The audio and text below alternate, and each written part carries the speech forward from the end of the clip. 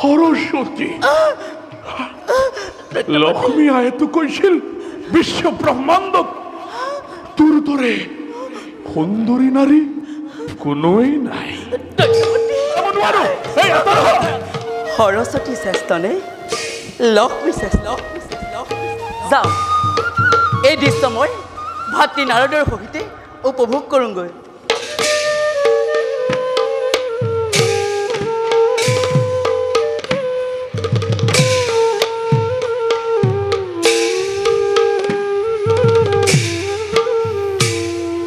আৰে প্ৰবেশ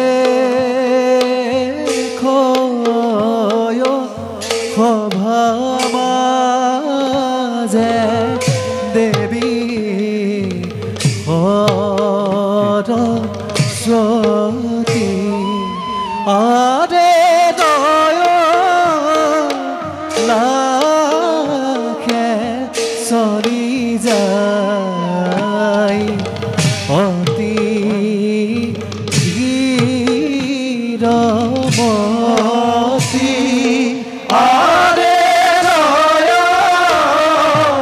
লাখে চলি যায় অতি ধীৰমতী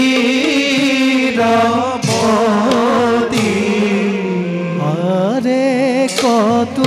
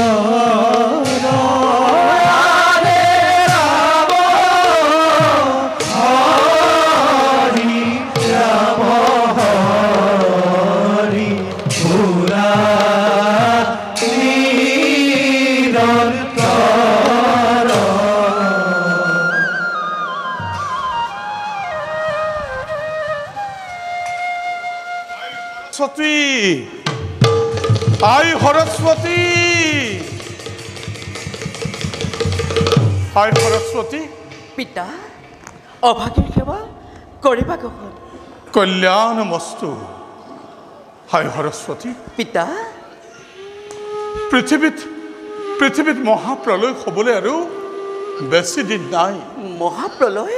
হয়, মোৰ পুত্ৰ নাৰদৰ কুচক্ৰান্তত পৰি আহি লক্ষ্মীয়ে এটা ভীষণ দৈত্যৰ সৃষ্টি কৰিলে।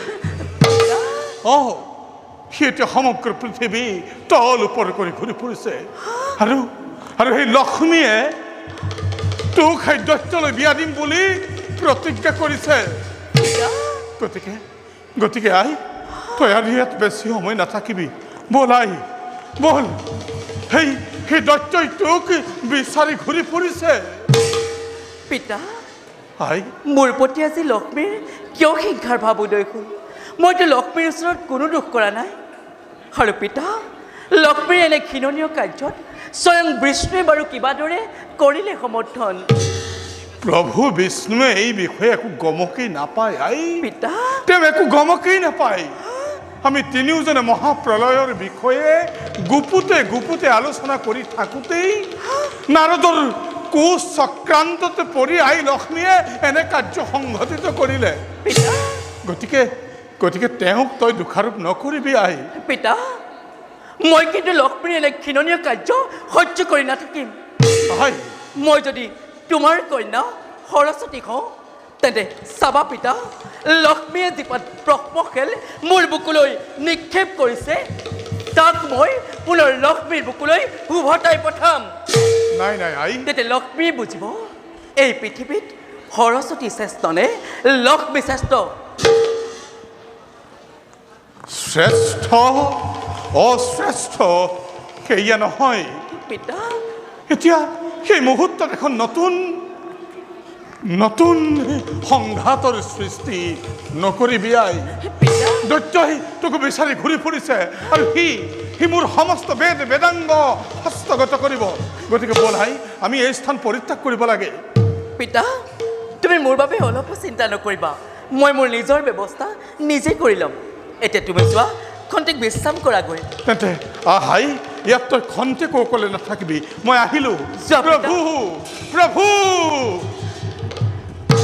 লক্ষ্মী এইবাৰ তুমি খোৱা সাৱধান তুমি স্বয়ং বিষ্ণু পত্নী হৈ গৰ্বতে সকলো ধৰ্ম কৰ্ম পাহৰি পেলাইছা তুমি মোক দৈত্যৰ দ্বাৰা বিবাহৰ প্ৰস্তাৱ দি এই জগতবাসীৰ আগত সেৱা জ্ঞান কৰাইছা কিন্তু নাভাবিবা লক্ষ্মী তুমি ভবা মতে এই সৰস্বতী ইমান বুদ্ধি কিনা নাৰী নহয় যে তোমাৰ কথা মতে উঠ বহ কৰিম চাওঁ বাৰু তুমি মোক দৈত্যলৈ কিদৰে বিবাহ দিয়া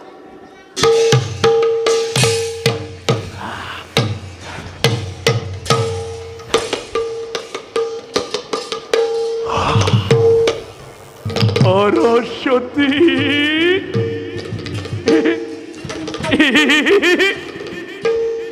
সরস্বতী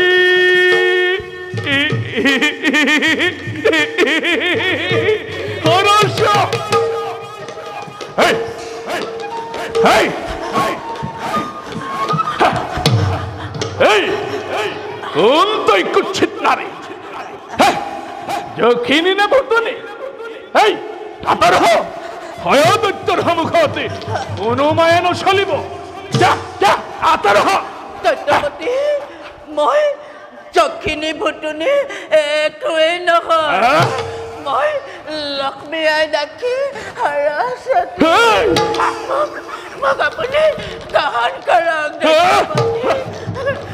মই সৰস্বতী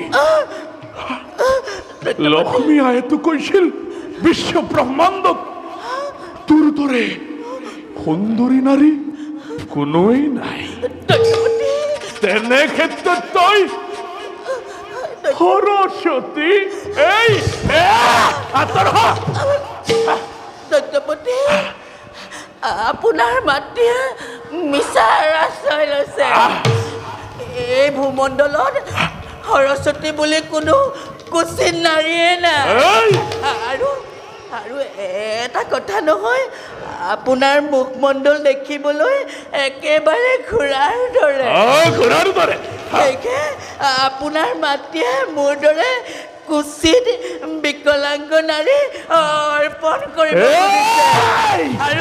আৰু কথাতে কয় নহয় যেনে বৰ তেনে কইনা গতিকে আপুনি মোক গ্ৰহণ কৰিবই লাগিব প্ৰতাৰণা ভীষণ প্ৰতাৰণা কৰিলে মাতৃয়ে মোৰ খবে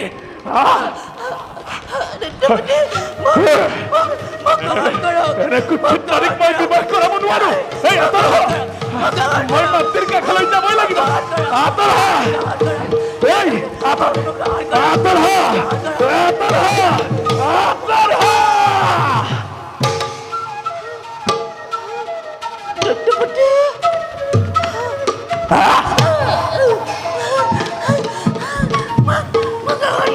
সৰস্বতী বিবাহ কৰাব লাগে তাইকে মাতৃ